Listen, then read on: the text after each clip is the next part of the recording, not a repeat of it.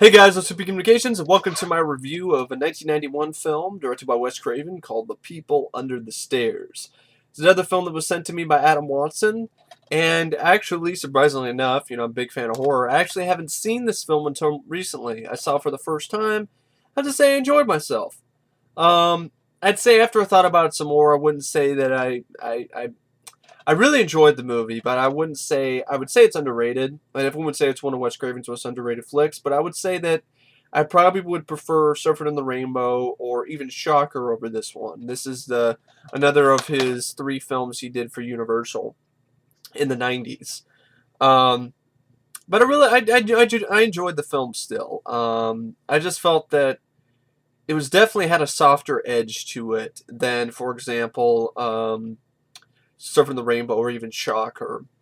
And that wasn't just because the lead was a kid, which I actually love that. I love that aspect of the film. That's what I really enjoy about this film too, is how unique it is that it has a kid as the lead. How often does that happen in a horror film, let alone even in a movie? I mean, except you're in a kid's movie, and this isn't a kid's movie. This is an adult, sort of adult-themed horror film with a kid in the lead role.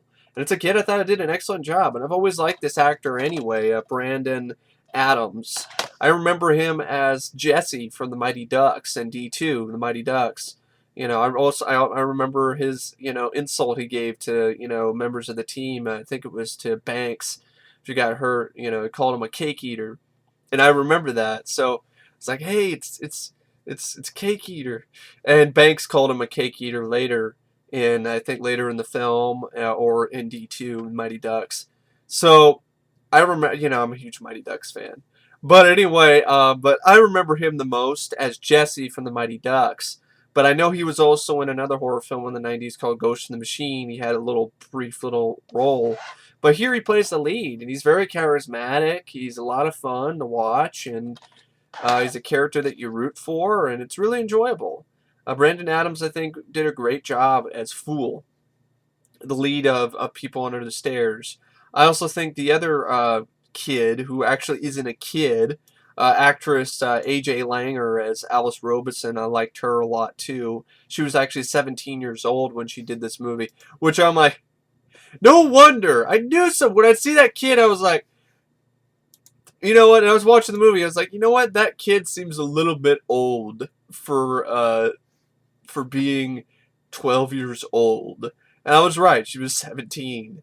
Um, Everett McGill does a great job too. I mean, he has a really solid cast. I mean, Everett McGill plays Daddy, Eldon Robeson, and he teams up with his Twin Peaks co-star Wendy Robie as Mommy and Miss Robeson, and they're a great couple. Really, there's a lot of demented glee they have with their performance, and it was a lot of fun to watch.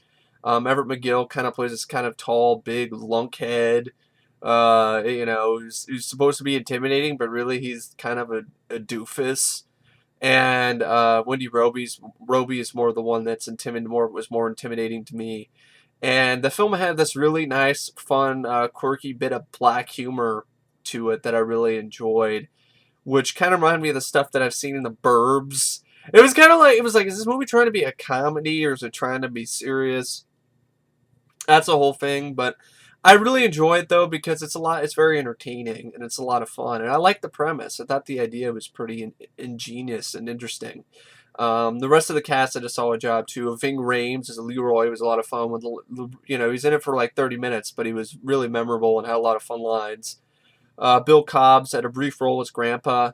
He had a nice little speech he had a little later in the film to Fool, whose real name is Poindexter. No wonder he likes to call himself Fool instead of Poindexter. Hey, Fool may be considered an insult to some people, but hey, Fool is better than Poindexter. And Bill Cobbs, you might remember him as old Zachary Lamb from Demolition Man. And Kelly Jo Minter plays Ruby, little brief role. She was in the Dream Child, Nightmare on Elm Street Part 5. She plays, I think she's Brandon Adams' character's sister. Sean Whalen has a scene-stealing performance as Roach.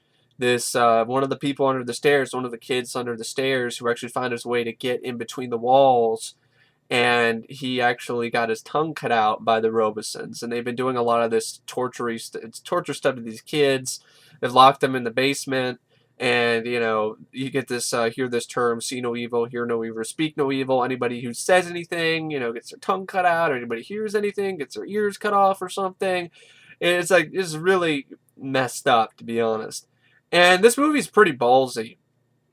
You will not see a movie like this made nowadays. In today's PC world, you're not going to see a movie where you have a lead being a kid, let alone an African American kid, but also, I mean, dealing with more kids being locked up in this creepy basement and tortured and fed human bodies and they look like corpses. You're not going to see shit like this. You're not going to see this ever again because Hollywood has become so PC and pussy. It's unbelievable. They don't want to take any chances, and if they do, it's a movie that's based on a book. Or then, even then, they can't take as many chances. I mean, The Girl with the Dragon Tattoo is nowhere near as violent or as disturbing as a book.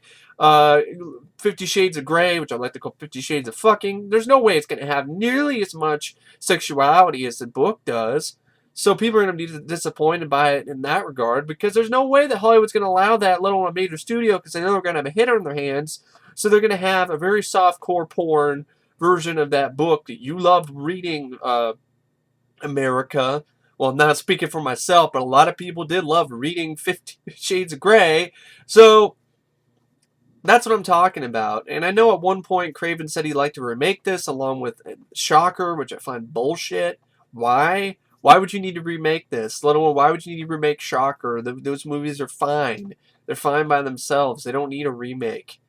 And but after the release of the 2009 remake of Last House on the Left, Craven has not mentioned a remake of either People Under the Stairs or Shocker. And good. And we don't need any more horror remakes. Just make up your own fucking original idea. I mean, quit it with the fucking remakes already. With, ooh, we're doing another, we might remake Planet of the Apes. It's like, didn't you already do that with Rise? Oh, we're going to remake it. Oh yeah, let's remake Poltergeist. It's coming out next year. Let's do another Amityville movie. Let's reboot the franchise. And let's have the same fucking story we've had in a million other Amityville movies, dealing with some guy in the house getting possessed by whatever spirit caused the other guy to kill his family with a shotgun. Seen that a million times. I don't need to see it again, and they're not going to do it any differently. And it's just frustrating when you hear about the horror genre. Any news you hear is stupid shit, like a Texas Chainsaw Massacre prequel to the Texas Chainsaw Massacre 3D that deals with Leatherface as a fucking teen. Yes, Leatherface's the tale of Leatherface as a teenager, because everybody wants to see that. And just, it's either a remake or it's a fucking sequel, like Saw 8, like another fucking Saw movie, and it's just pathetic. So it's like, you're better off doing yourself a favor and discovering movies like this if you haven't seen it, or if you have seen this already, watch this. Watch these type of movies instead of the recent crap that Hollywood shits out of its ass in terms of the horror genre, because it's lazy, it's uninspired, it has no fucking passion behind it, and it is just cash grab after cash grab after cash grab. What am I? I'm looking forward to Annabelle. No, I'm not. It looks completely forgettable. I'm not looking forward to Ouija either. Ouija looks like a piece of shit. It's about a Ouija board. It's a horror movie about a Ouija board. And the whole movie is centered around a Ouija board, not just parts of the movie. You know what? We already had that movie. It's called Witchboard. And I know people are fans of that movie, but I thought it sucked. But anyway, I just had to get off my chest. I mean, it's just, this horror genre lately just sucks. But anyway, so please do not refrain from remaking People Under the Stairs. So anyway, yeah, I really enjoyed this movie. Like I said, I liked, the two other films he did in the 90s for Universal a little bit better, but I still enjoyed the film nonetheless. I didn't find it particularly scary. The one moment I got scared was unintentionally when my mom came home from work and slammed the door. That's what scared me more than anything in the movie. But I don't think that was the point. I don't think Wes Craven was trying to scare the shit out of you with this. I think he was trying to make a fun sort of House of Horrors type flick. Kind of like if you go to a haunted house in Halloween, this is kind of like what the sort of experience is with People Under the Stairs. I think he was just trying to make a fun time, a little bit of black humor. And I think in that regard, he succeeded. And very simple plot, actually. It deals with it starts out with Brandon Adams' character Fool. He's living with his family in this rundown apartment complex. They're about to get evicted because they can't afford to pay, for the payment, to pay the rent. And his mom also, sadly, she has cancer, and they can't afford her hospital bill. So this character played by Ving Rhames, Leroy, comes in and tells Brandon Adams of this plan to basically steal money from the landlord. The landlord has this bunch of gold coins or whatever, and so his idea is like, let's go rob the landlord who lives in the neighborhood, and let's save your mom, save your apartment, and nobody's gonna miss his money. He's a dick. So anyway, so they're all right. So they decide the kid scopes out. Brandon Adams scopes out the house at first. First by dressing up as a Bear Scout because they couldn't call it a Cub Scout, and they won't let him in the house. Robie opens the door, but she won't let him in the house, even though he tries to trick him. Like, say, I gotta use the restroom, I gotta pee. He's like, no. So then an accomplice of theirs, Jeremy Roberts' character plays Spencer. He dresses up as a cable repairman guy. Not really a cable repair. He dresses up as a gas, sort of a guy checking gas lines. So he tells Robie, there's a gas line inside I need to check. He checks it, but he doesn't come out after about an hour. After a while, and then while he's in there checking it, the Wendy, Robie, and Everett McGill actually leave in their car. So now Spencer is left alone in the house. And of course, Ving Rhames is assuming that after a certain amount of time goes by that he hasn't come back, that he's trying to steal all the money for himself. So Ving Rhames decides to take along Brandon Adams to go into the house and pop its cherry and go in and try to find Spencer and, find the money. And they find this house of horrors. They open this door. I mean, they open this door and there's a dog that comes out of nowhere and attacks them. And big dog too. And this is actually before they're attempting to enter the house. There's a lot of fun lines of dialogue in this movie. That's one of the more underrated things about this movie is it has a lot of fun one-liners in it. And Fool is while Leroy is attempting to open the door to get into the house. He's like, listen, Leroy, this is breaking and entering, and it might not be so smart. It's the first day of my 13th birthday. Could be unlucky. And I like Leroy Ving Rhames' response to this. 13th birthday is unlucky anyway. Too old to get tit, too young to get ass. Fucked either way. He just has so many fun lines of dialogue. Leroy's character, too young to get tit, too old to get ass. You're fucked either way, kid. And it's really fun. And remember the whole thing where they end up getting in the house, and it's we done popped this house's chair. And then the dog ends up leaping after him over, jumping at Leroy. And he has this fun line where he's like, he came at me like an airplane or something. And then there's like one response he had where I think Fool was trying to tell him something, and he had this nonchalant response. He's like, yeah, maybe the president will make me secretary a pussy.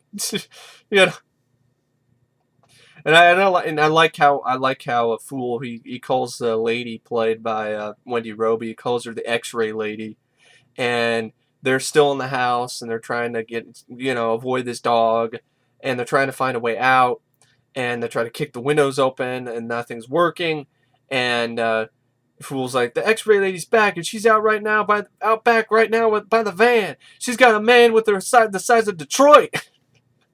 And so they end up, they're stuck in the house. And Leroy, I believe he gets shot and killed by Everett McGill.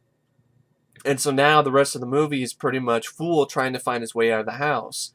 And you get introduced to the character of A.J. Langer. A.J. Langer plays Alice Robeson too, and there's a scene that I thought was pretty creepy. Calling it kind of funny too, where she's getting this. She just got fed her dinner, and just out of nowhere, Wendy Robie is all like, "Did you lick your plate?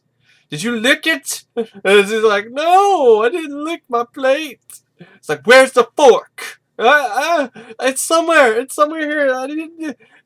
I swear it's in here. You know what happens when you lose utensils or something and you don't put them back. And then, of course, there's actually a nice little creepy shot where this hand comes out of a vent and hands her the fork. Like, okay, that's weird. You're not feeding that. She's been feeding that thing in between the walls again. And so anyway, what happens is the kid's trying to find his way out, Fool, and you find out that the house is full of all these different trap doors and different sort of contraptions and traps, and also you find out a really, messed up secret about the house is the Robesons have been keeping these kids locked up, in the basement and behind the walls and things like that. They're keeping these kids locked up in here. And actually, Wes Craven himself was actually inspired to write the film after reading a real-life news story about burglars breaking into a house. And when authorities arrived, the burglars had disappeared, but they discovered locked doors with noises coming from behind. And children had been locked up inside the rooms by their parents, never allowed to go outside. So this sparked the idea that he had for the people under the stairs. And I like this so you get the recollection of who these people are. They look like they're just zombies or cannibals or something, and they get fed bits and pieces from people, robbers who come into the house by Everett McGill, and they hide behind the walls and so forth. And then there's a scene where Fool ends up meeting up with Alice, and I like the scenes there, where he's like, I want to get out of here. It's like, well, you have to go in, this cupboard door, it's a hole in it, It's like, well, I don't want in, I want out. Sometimes in is out. And then he Fool's asking her, has anybody gotten out of here? Has anybody escaped the house? It's just like people have tried. And Fool's like, you mean the people in the cellar? And then she nods, and then Fool's like, who are they? And then Alice tells him about the story about who these people are. She's like, Mommy and Daddy looked a long time to find the perfect boy child, but each one they found turned out bad. Some saw things they weren't supposed to, others heard too much, others talked back. Daddy cut out the bad parts and put the boys in the cellar, one by one. They get flashlights and food of some kind and suppose they're happy in their own way. Then Fool's like, yeah, right. What about you? How come they haven't put you in the cellar? I do not see or hear or speak evil. That is the only way. And then Fool hears screaming from within the walls. He's like, what is that? What? They're yelling, what is that? Well, that's Roach. Roach? That's who Daddy's hunting. See, Daddy hates Roach because he got out of the cellar and into the walls, and now Daddy can't find him. And you saw earlier in the film that, Everett McGill's going around shooting a shotgun through the walls. And I thought the film did a good job, keeping your interest. Like, what is this making these moaning noises in the walls? What's going on? Brandon Adams looks around the cellar, hears noises. Hears this TV on, and then he looks over, to see what's behind there, and finds out that, I like the whole scene where before he goes in the cellar. I like this line of dialogue he has. He's like, man, what am I doing? I'm not this stupid. So he goes up, and then he's all like, yeah, well, maybe I'm too chicken for this kind of work. And I just some fun, really had a lot of fun with the character of Fool, played by Brandon Adams. And so anyway, he meets up with Alice. They sort of develop a kind of a relationship in a way, kind of become friends. And then the rest of the film is Fool trying to find a way out of the house and trying to take Alice along with him. And Roach is helping Fool. Is helping Fool and Alice along the way. And what's interesting about the character of Roach is actually Hilary Swank auditioned for the role of Roach. Roach was originally written to be either male or female, but it went to Sean Whalen. And Sean Whalen, who played Roach, was 27 years old when he played the part of at least a 15 or 16-year-old boy in the film. And I really liked his character. Thought Sean Whalen did a really good job.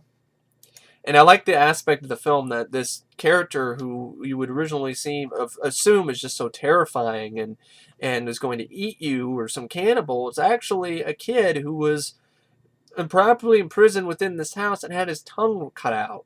So it's a very sympathetic character, and you really do feel for him. And I thought it was really cool the ways that he's helping Fool escape from, the crazy family played by, Everett McGill and Wendy Robie. And throughout this whole sort of thing, he's trying to hide from them, trying to get away. Everett McGill sending his dog after him. Tries to put him in the cellar with the people under the stairs. Roach saves him, and so I'm just trying to remember my place in the plot. So Roach saves him, and then he ends up finding his way around more parts of the house and so forth. And while he's trying to find a way out with Alice, you have sequences that you have with Everett McGill and Wendy Robie. There's one scene where Wendy Robie is pretty much really trying to. She's mad, so she's asking her daughter, played by AJ Langer, to clean up this mess, and we need spring cleaning, that whole thing was like she catches Roach and Fool in Alice's room with her, and then she grabs Alice and she's like, "You viper in my bosom, you little Judas," and then Everett McGill is like, "What are we gonna do with him, mommy?"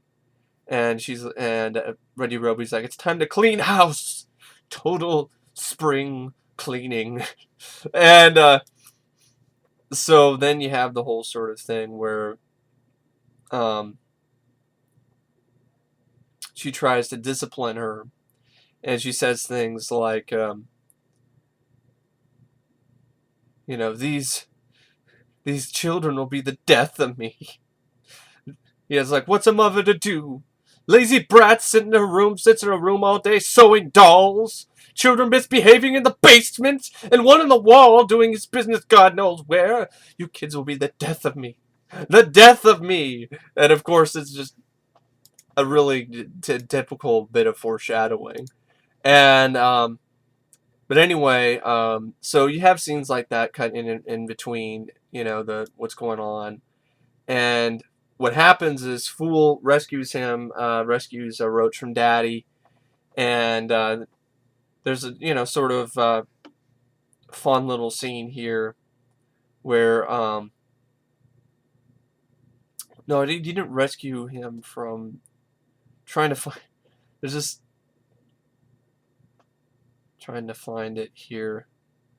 Certain quotes. Trying to find, damn it.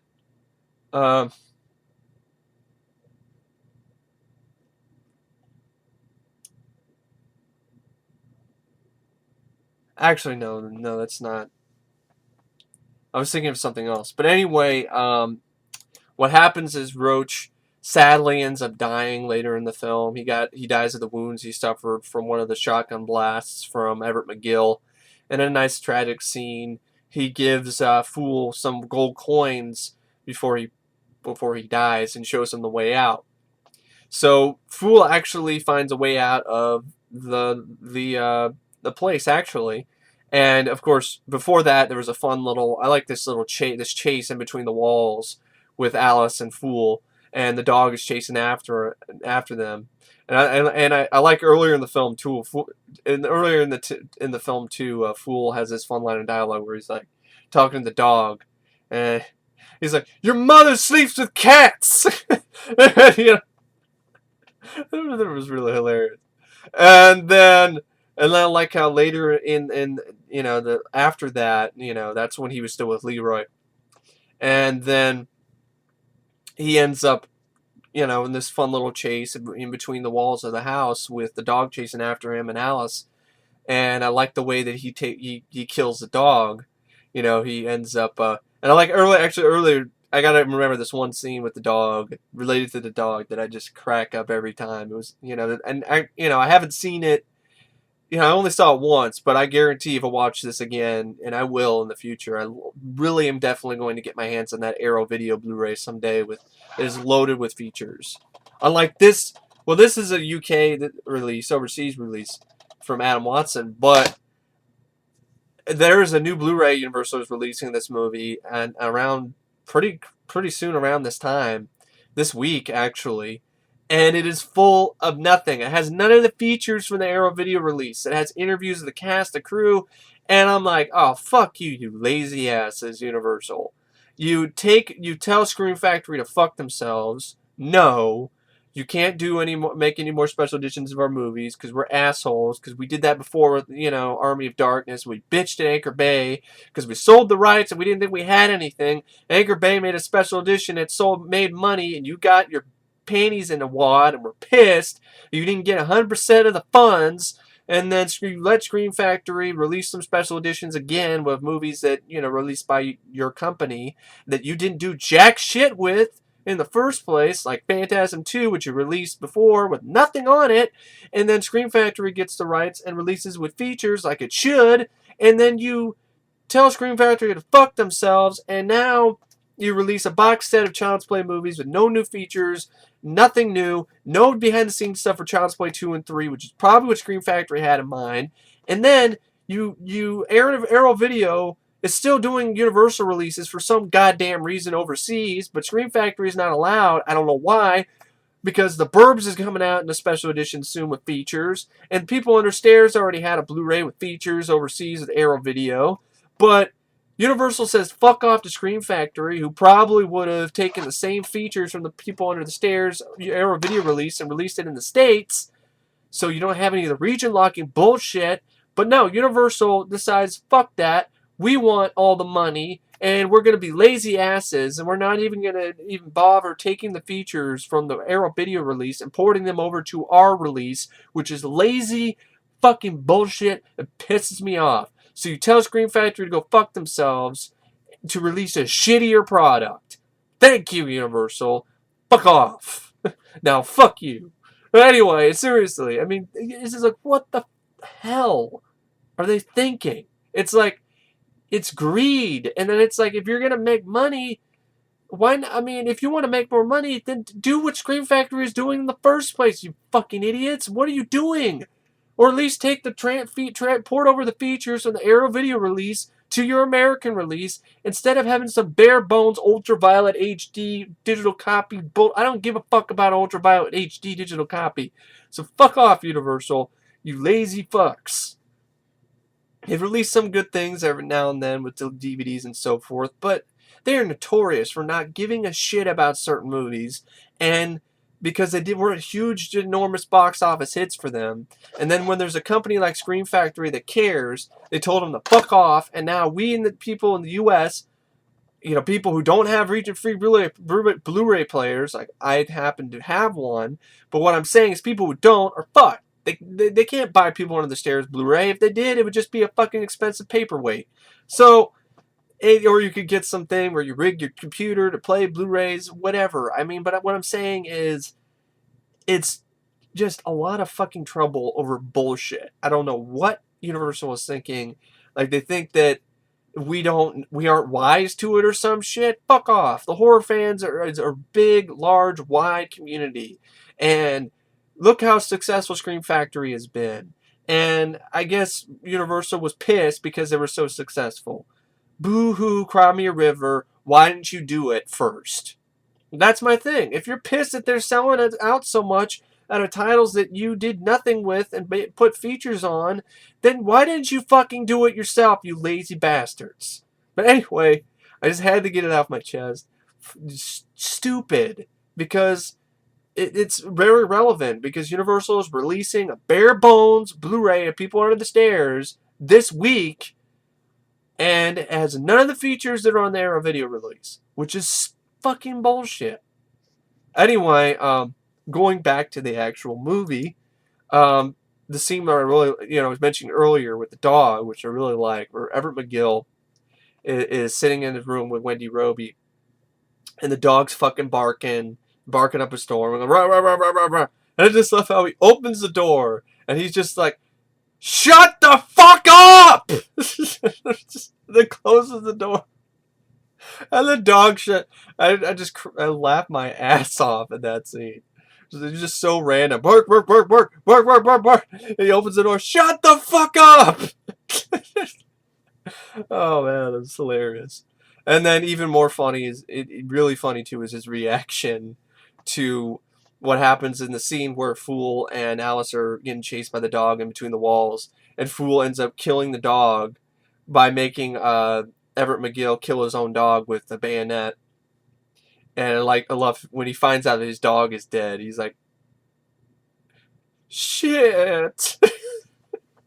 So I really enjoyed that, and even like some of the production, like even some of the costume design, like for some reason, he decided that he's in S&M along with his wife, which you find out in the film that they're brother and sister, which is really twisted, and so.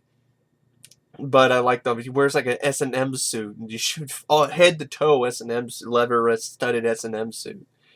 But anyway, I like that scene where they're getting chased by the dog through the walls, and I love how, Fool. I like how Fool fights back. He's a kid, but he fights back. I love that. He's a kid with a lot of guts. I love that. He punches the dog in the face in one scene, and he goes in. And is like, I've had it. I'm not running anymore. Grab the dog, and then he puts it up against the wall, and that's when Everett McGill kills it. Then he finds a way out through a window up in the attic, and he slides off the roof into the lake outside and runs away. Meets up with his family. He's got the gold coins and paying for his mom to be taken to the hospital, and for enough rent till the year 2000. And then he actually ends up heading out on his own to go rescue Alice. And he calls the cops on a payphone and says that there's a domestic abuse thing, and I love sort of so they have this whole scene where Wendy Robie is forced to be a normal housewife or whatever. And I like her line of dialogue where she's all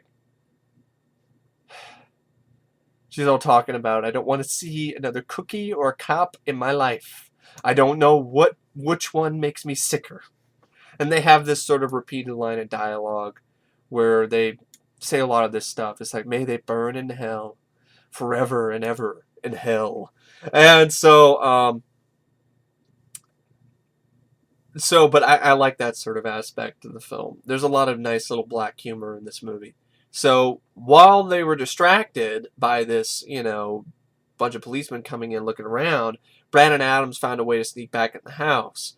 Now he goes up to go look for Alice. He finds her in the attic. He lets her go, and pretty much what happens is he ends up finding a way to. He discovers a vault that has all this money and all these coins, and then he has his fun line of dialogue. It's like, no wonder the ghetto. No wonder. It's like, no wonder there's no money in the ghetto. And but anyway, what happens is, he and Alice end up fighting back from Wendy Robie and Everett McGill, and there's a nice little stuff at the end where the whole community comes back and comes to their house and starts to fight back. And Wendy Robie ends up getting killed by the people under the stairs. They've had enough, and they break their way out from the walls and attack her. And when she tries to attack Alice, I like this. She's like, go to hell. And then I like this whole thing where what happens is she knocks her out. Alice knocks Wendy Robie out, and I like the whole. There's a line of dialogue from, I think, Fool's sister. She's like, man, she knocked that bitch out cold. Anyway, so then Brandon Adams is getting chased by Everett McGill and his S&M outfit and shit. And he's chasing after him. And he meets up with Brandon Adams. Fool had a really cool plan where he sets up this dynamite. He wires it, sets it to blow in the vault. And of course, earlier there was a really fun scene where Fool and Alice are trying to find another way out of the house because they fixed the other way. You can't land in the lake anymore because it's filled up with broken glass, and the door doesn't work. So the only way they can get out now is through the front door, through the chimney. And they have a fun scene where Fool and Alice slide down the chimney and end up kicking Wendy Robie And I like the whole way. I like how after they get away, she's like, "Kaka!" No! Anyway, so anyway, of course, after that, that's when you have she gets knocked. Emily Robie gets her knocked the fuck out by Alice, and then Brandon Adams, like I was saying, the plan he had is really clever. He takes these gold coins and he puts them on this lit candle. So each time the candle wax melts, a coin drops down. So Everett McGill thinks that he's counting his money. Oh, you counting the money, huh? Yeah, well, I like counting my money, and I'm going to be doing a whole lot more too. So, So anyway, so he rigged up this dynamite explosives, and I like this line dialogue where he's had enough of this shit. This is at the point where Brandon Adams is had it up to here with this crap, and I like this line where he's pretty much talking about the scene where Fool's like, "Hey," it's like, "You shoot me and you die too, man. You better believe it. Don't be crazy now. There's enough dynamite back there to blow you sky high. Not the best place to store it, in my opinion. But there it was. Now put the gun down." And this is where Everett McGill pointing the gun at him. He's like, still pointing the gun at him. And Fool's like, "Put the gun down. I don't want to kill you, but I will because I don't like you much anyway." And then, Everett McGill hesitates, but doesn't lower his weapon. And Fool's like, "I'm tired of fucking around, so either put the gun down or kiss your ass goodbye, boy." And then he actually, all right, he puts the wires together and blows fucking Everett McGill's ass sky high into the same sort of area where he dumps off dead bodies down the cellar. And all the money gets thrown out into the sky and to the people waiting below, the community. And the people on the stairs, the kids who were wrongfully imprisoned in there, they end up finding their way out into daylight. Not really, it's nighttime, but they find their way out into society now. They're not locked up in this house anymore. And Fool and Alice make their way out too. And the movie ends with this fun rap song called "Do the Right Thing." It's like the right thing. It's actually pretty. I didn't mind this little hip hop soundtrack. The Right Thing. I thought it was pretty good. I think it's by. I'm trying to find the guys who did it. "Do the Right Thing" by David Redhead Guppy and Markel Riley. It's written by them and it's performed by Redhead Kingpin and the FBI. And it worked pretty well for the film's for what it was trying to do. I even really enjoyed the score. I thought the score was pretty efficiently chilling and had some really nice moments by Don Peake. What's interesting, Jermaine Ravel was actually hired to do the score originally, but they ended up not using his score because they thought it didn't work. The cinematography by Sandy Sissel I thought was really solid as well. And overall, yeah, it's People Under the Stairs. I really enjoyed the film. I had a lot of fun with it. Likeable lead in Brandon Adams. Really unique in that respect because it's a kid who's the lead in the horror film, and he actually kicks a good amount of ass. He fights back. It's really nice to see that. You rarely ever see that, especially in a horror movie. And he makes it out alive in the end, and ends up rescuing the community as well as his own family, and he gets a new girlfriend to boot in Alice. Like the bits of dark humor with Everett McGill and Wendy Robie's character, they were sufficiently demented and crazy. I'd say there's a little bit of pacing issues. I thought anyway. I thought a little bit in the middle it kind of drug for a little bit, but it picked up. And I feel definitely it's not really the scariest ever. It's really more of a fun haunted house, whatever, an Halloween type flick, House of Horrors type movie. It's like an R-rated The Burbs with an attitude. But I still really had a lot of fun with the film. Mainly because of Brandon Adams. I enjoyed Ving Rhames a little bit that he was there. Wendy Robie and Everett McGill were efficiently kooky and creepy. And the whole premise of it was pretty ballsy. This crazy family keeping these kids locked away in their house. And I like the bits of traps and, the trap doors and so forth and all the different tunnels and all the different sort of, the film was like a maze. The movie itself was not like a maze, but I'm saying that what I meant is the house was like a maze, and that was pretty interesting. But anyway, I really don't know what to say about People Under the Stairs except it's rated out of 5 stars. I give it 4 out of 5. Really solid film. Like I said, a little bit of pacing issues in the middle for me. Um, I think it could have used a little bit more. I don't know. It was really tongue in cheek at points, and it was a lot of fun in that respect. But I think it could have used a little bit more of true horror. I felt some of the scenes with the dog chasing them around. I thought was a little. It was fun, but it wasn't really scary. And I think it would have been interesting if he had like a rogue kid under the stairs who was a little bit more on their side, on the Robeson side. That would have made it a little bit interesting. And but either way, it's still really interesting, fun flick, and I highly recommend it if you haven't seen it yet. And I do think it's a little bit underrated, but you can see by its rating of I think it was like a 6.3 out of 10 IMDb. By its rating, you know that it's got its fans, and I would say, yeah, it deserves them. And yeah, definitely, I'd probably say a really enjoyable, fun flick with a really fun lead of Brandon Adams and a unique idea. Um, but yeah, I really don't know what to say about People Under the Stairs except thanks for watching my review, and I will see you guys later. See ya.